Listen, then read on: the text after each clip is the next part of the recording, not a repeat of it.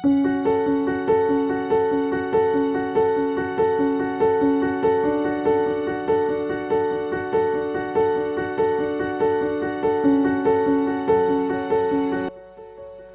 son las plantas, flores, árboles, arbustos que menciona la Biblia, y en este apartado vamos a tratar un poquito de profundizar en todas ellas, una por una.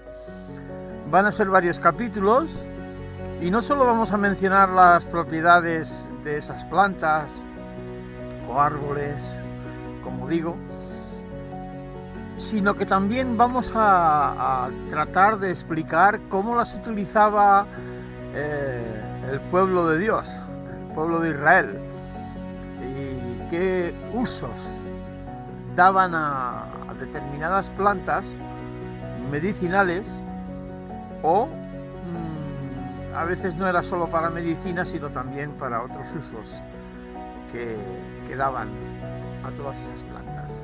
Vamos a empezar en este capítulo tratando 5 de ellas, y vamos a intentar que os acerquéis a ese mundo maravilloso de las plantas medicinales, en este caso las citadas por las Santas Escrituras, por la Biblia, la palabra de Dios.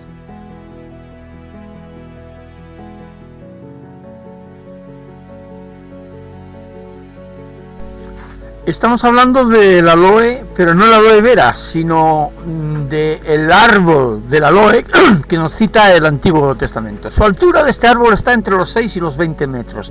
También se denomina madera de agar. Es una madera muy aromática y desde luego es muy rara y apreciada. En el Antiguo Testamento se cita este aloe como ofrenda de incienso.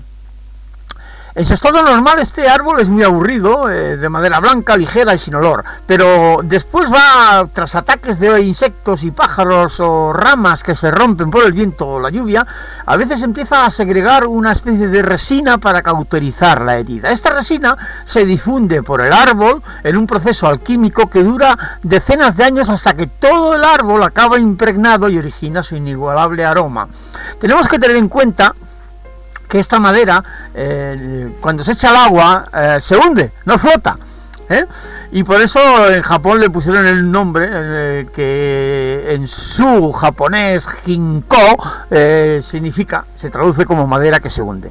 Cuesta más que el oro y es mucho más preciosa. Es un tipo de madera que produce naturalmente el árbol, en una de las materias primas naturales más caras que se utilizan en la elaboración de los perfumes.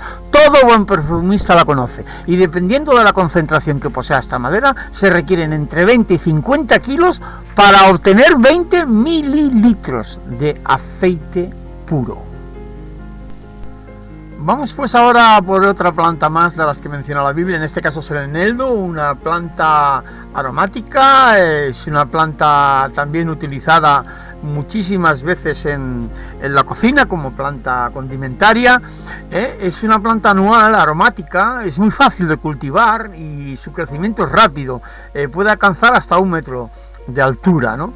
Los israelitas la sembraban muchísimo en sus huertos porque además posee unas propiedades que tienen que ver mucho con los trastornos digestivos, la pesadez, los gases intestinales, etcétera, y la inapetencia también, a la gente que le cuesta comer, ¿no?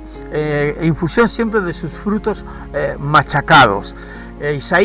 Isaías, como veis, la menciona varias veces, haciendo alusión a que es una planta que no se trilla para sacar su grano como se trillan los granos de cereales, ¿no?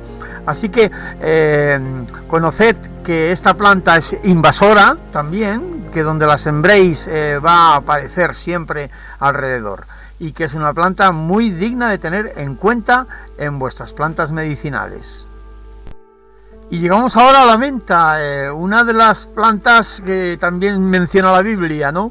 La menta era muy utilizada también por el pueblo judío y las tenían siempre junto con las aromáticas, precisamente porque es una planta que ayuda muchísimo en las indigestiones y en los procesos que son dolorosos en la digestión, ¿no? Como los cólicos, flatulencias, etcétera. También es una planta menagoga, es decir, que provoca la menstruación. Ayuda, en este caso, a las mujeres que tienen dificultades en ese aspecto. Es una planta que despide un olor agradable y que forma parte de muchas tisanas frescas. Así que a tenerla en cuenta también como planta bíblica y también para poderla tener en nuestro jardín. Otra de las plantas muy mencionada también como condimentaria, por supuesto, en muchos libros, es el comino. Esta planta, que también es como el eneldo y otras muchas, se utiliza la semilla, el grano, como queráis llamar, tiene grandes propiedades y de ahí el uso que hacían en el pueblo de Israel, y por eso la Biblia la menciona también, ¿no?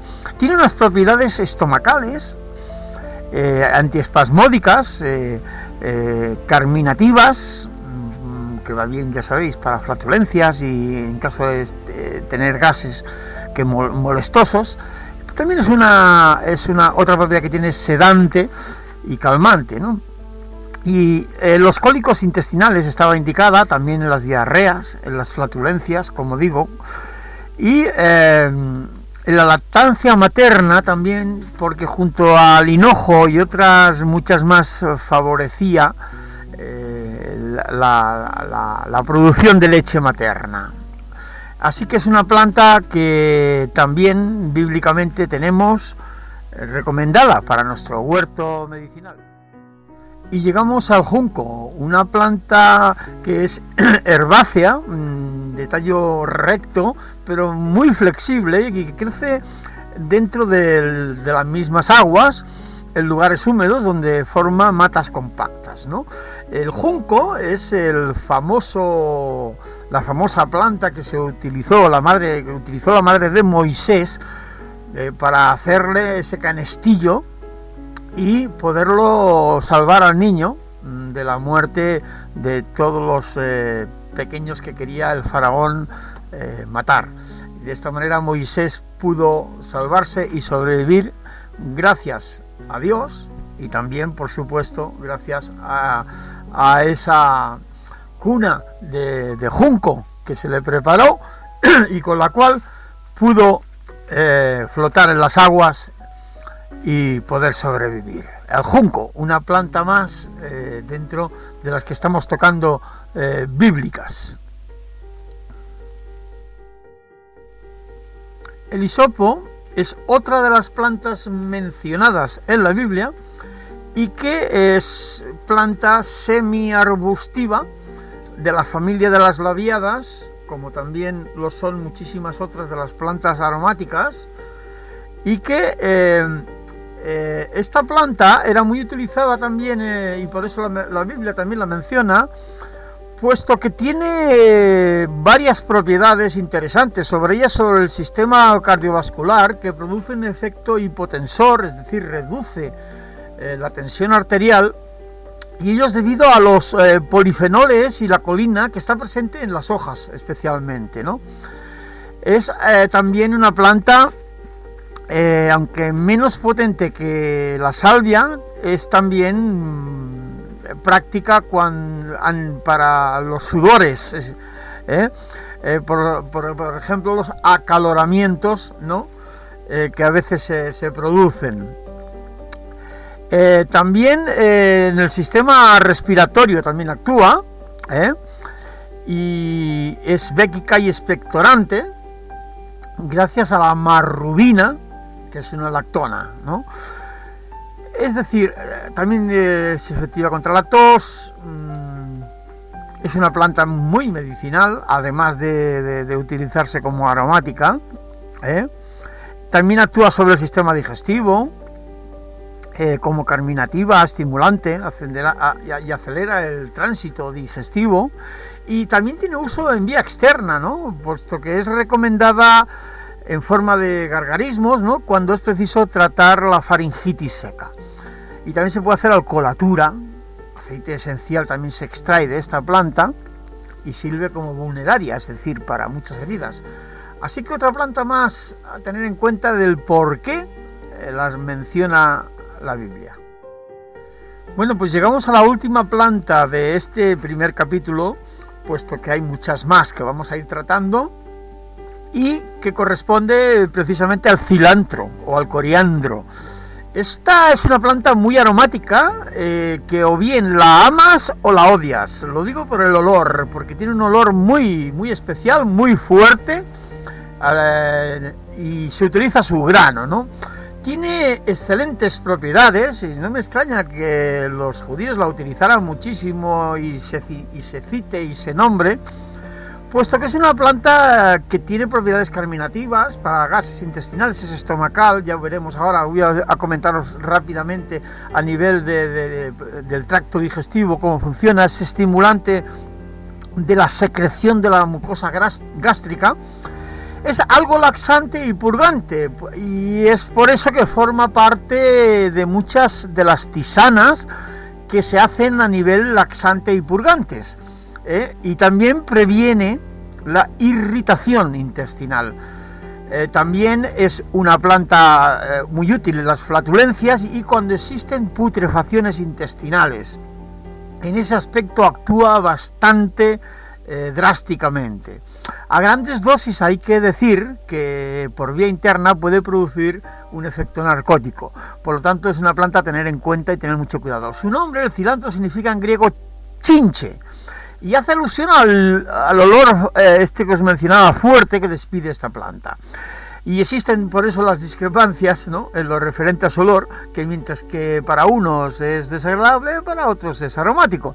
Bien, os espero en el próximo capítulo, no lo dudéis, porque voy a seguir con las plantas que menciona la Biblia y reflejando aquí pues las principales propiedades, y espero que os animéis a ponerlas en vuestro jardín y las tengáis con las medicinales y aromáticas.